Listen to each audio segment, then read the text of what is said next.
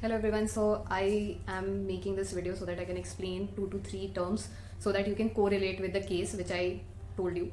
So the first one is amputation, which I am frequently using this word in every other case. So what do I mean by amputation? Amputation is basically surgical removal of the limb.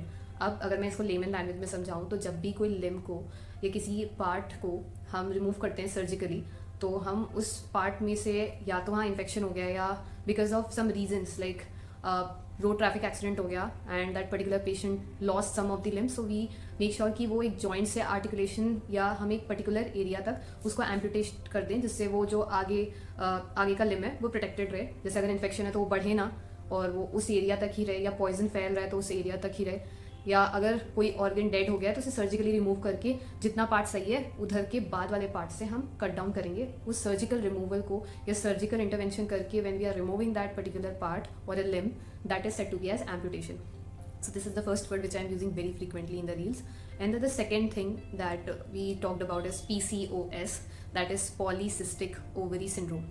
So yes, it is very common in women and most of the girls know about these conditions. What do I mean by polycystic ovary syndrome? There are 2 to 3 major things which you can identify. That is severe pain, irregular period cycles, hormonal changes, and when this is going on, there are some increased risk of vascular issues which contributed to DVT. So I even mentioned DVT, I remember, and this is polycystic ovary syndrome.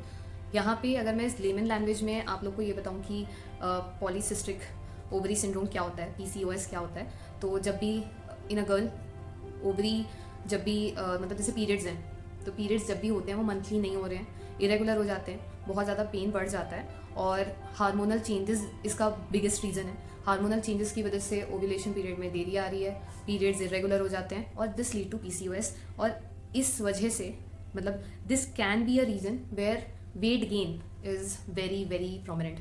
I will be making one more video on weight gain, ठीक है.